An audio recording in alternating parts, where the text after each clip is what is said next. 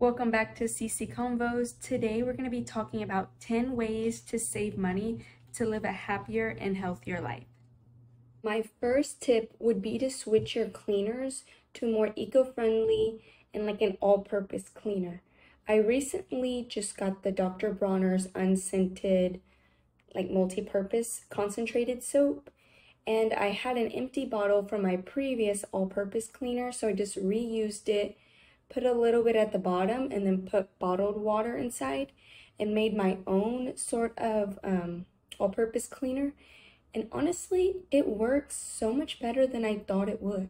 I had a sticky stain on the floor in my house and I sprayed it on it, and I didn't even really have to scrub it. It cleaned really good. I've been using it on my countertops. It's been really awesome. And then I ran out of my laundry soap, and so I've seen some videos of people making their own laundry soap from the Dr. Bronner's, and I had washing soda. So I mixed 8 cups of boiling water. I think it was 2 cups of washing soda and 2 cups of the Dr. Bronner's. And then I just sprinkled a little bit of baking soda because that works as like a fabric softener. And then I mixed it all together in the jug from my previous laundry soap. And it's been good laundry soap. I had a pizza stain on a blanket and I washed it. The pizza stain was out, the blanket was clean, it was soft, it was fluffy. So it did a really good job. And honestly, that is so much cheaper than having to keep buying the all-purpose cleaner, especially the more natural ones. They cost more money. Number 2, still related to kind of the cleaning topic, would be to use your old cotton t-shirts or pants, clothing, to make rags. So you can actually take an old t-shirt and cut it up into little squares and use those for cleaning rags.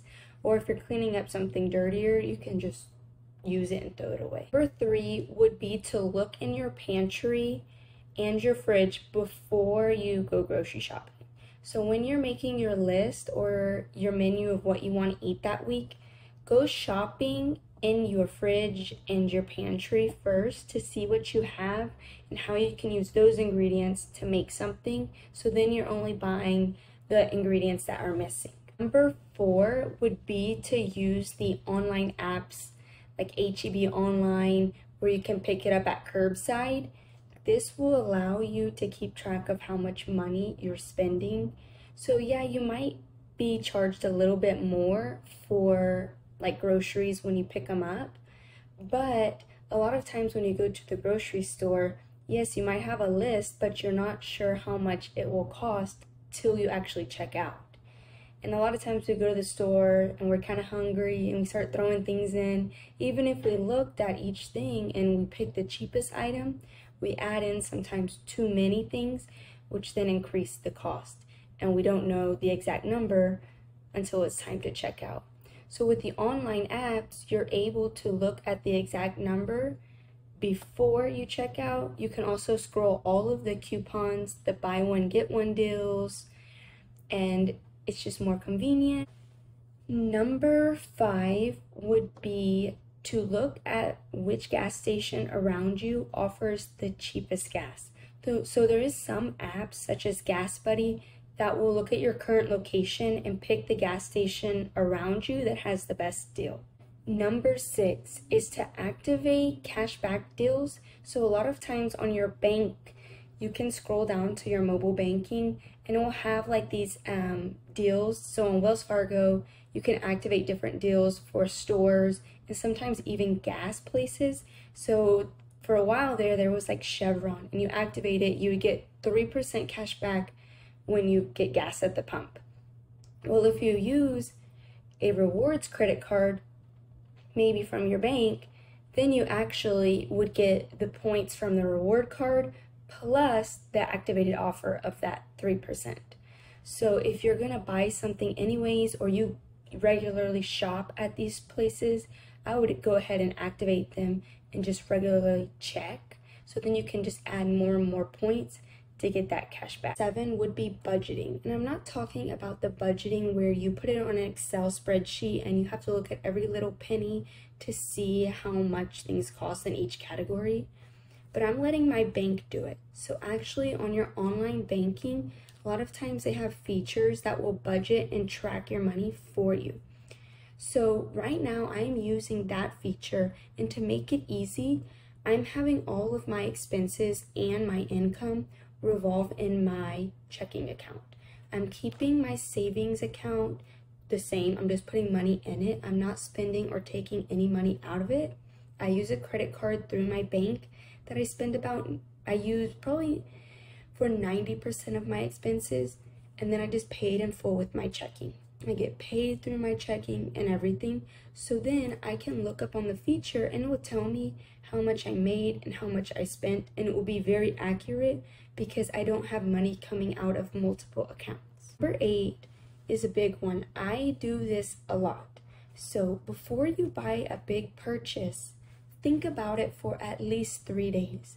I tend to think about it more for maybe a week, but at least 3 days to see if it's an impulse buy or if you really want it and it will bring value to your life. Once you've thought about it, then you need to see, can I afford this? So you can only afford it if you can pay for it 3 times in cash. So say you want a really nice espresso machine, it's $1,000. Well, you can only afford that espresso machine if you have $3,000 cash. That means you can't tap into your savings or your emergency fund. So then you can see, oh, can I get that right now, or do you need to continue to save?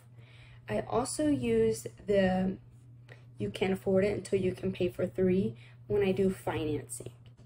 Number 9 is saving money on utilities. So some things that I do to save money on utilities is that when I'm at home during the day or when I leave, I turn the air up to 77 or 78 degrees. I wash my clothes in the morning, and I bought these little attachments that go on your faucets, which kind of incorporate air so that you're using less water. Number 10 would be to come up with your own style and your own wardrobe that is timeless.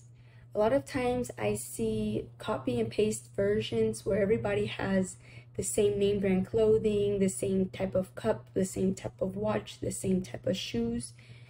And that can get very expensive when you're trying to fit in with the big crowd of everybody else. So when the newest and greatest fad or fashion piece comes out, you feel like you have to jump on it and get it. But if you have your own style, then you'll feel confident. It'll be able to last through all the different trends, and you won't get stuck up and feeling like you have to buy the newest and greatest thing.